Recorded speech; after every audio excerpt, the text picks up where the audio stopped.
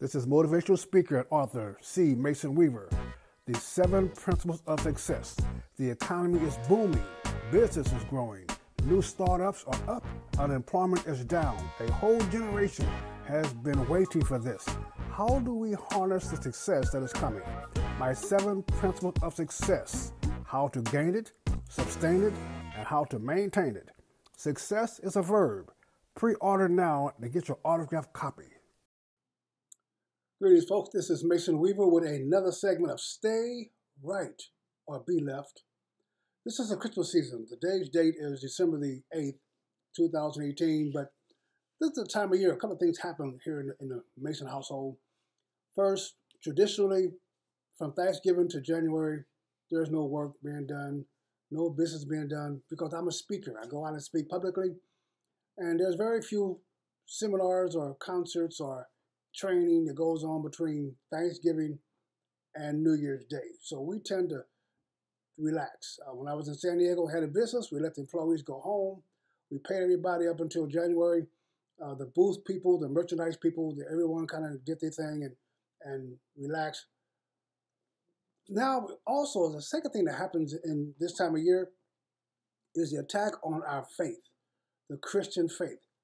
I'm forgiven, yes, and it upsets people. Your faith is offensive to the world.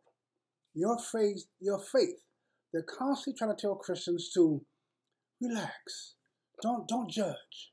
They try to make being a Christian illegal. Our nativity scenes are now being attacked by Satanists. They're going to court or demanding or threatening to go to court to be able to put their own satanic worship symbols on the nativity scene. That is to get in your face. That's to make you angry and frustrated. That's to get you to argue and fight and show your unchristian side.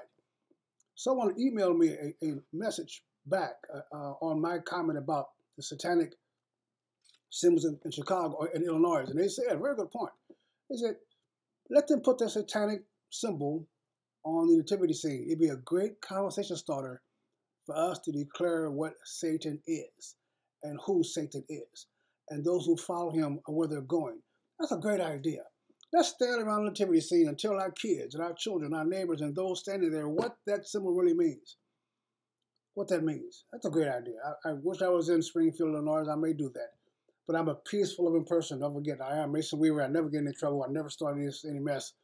But I want to just warn you guys, this season, they're going to be coming against you. They're going to be coming against your God, your beliefs. They're going to try to get you to stop saying Merry Christmas, start saying Happy Holidays. They're going to start ridiculing and socially bullying you into submitting yourself to their belief systems. And right now you have gay marriages. You know, you can have gay marriage. I'll take holy matrimony, and we'll be happy with that. And you can call yourself a man if you're a female and a female if you're a man. You can do all that. You can declare your right to go into bathrooms. Just don't go in there where my wife is in there and my granddaughters are in there, because I have a right to make you never want to do that again. So this is our season. This is a time to show the world who we are. This is the time to go to those on the fence folks that think Christians are crazy and want to ask you a question. Great time to hold a conversation. So wear your hat, wear your symbol. Merry Christmas to folks.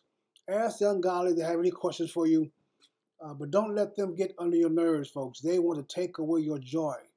We're celebrating an event, an historical event. And the world hates it because there's also a worldly loss to them. They lost their world.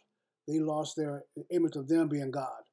And that's their thing. Now, right now today, I did not do a post on yesterday, which was December 7th, the day that Pearl Harbor was attacked. And I didn't do it for a lot of reasons. Yesterday was the first time a USS Arizona survivor did not attend the ceremonies there. The generation is getting old.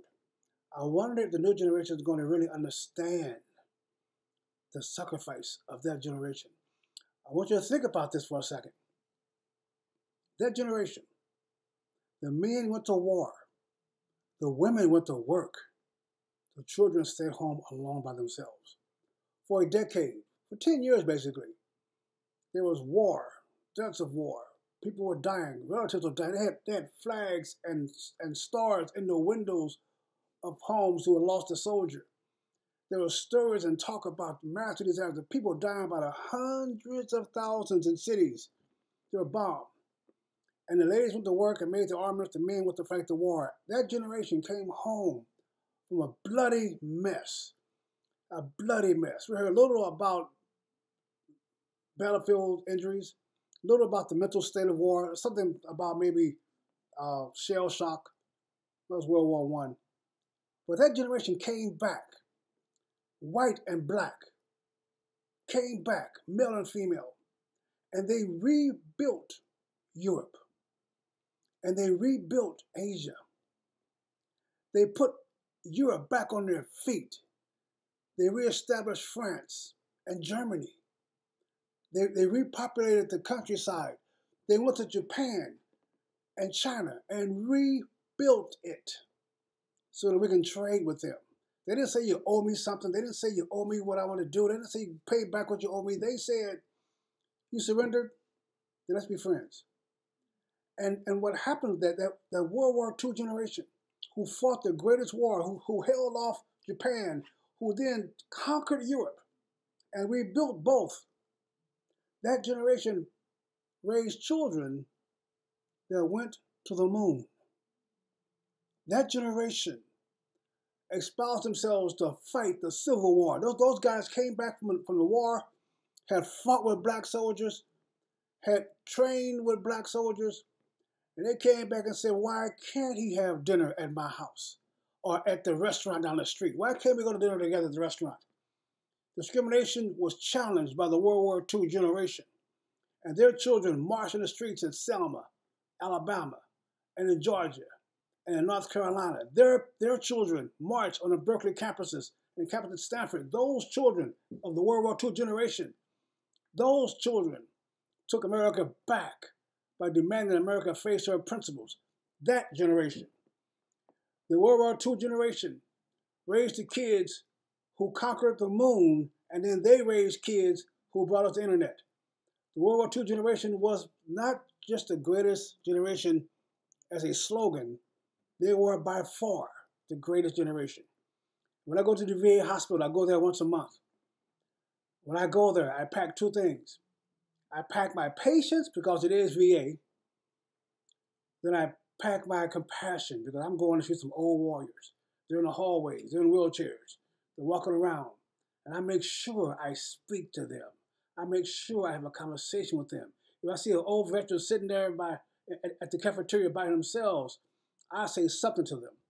If I see one look like they may need some help, I offer help. The VA to me is sacred ground. The VA to me is where the warriors come to grow old. They're old at the VA.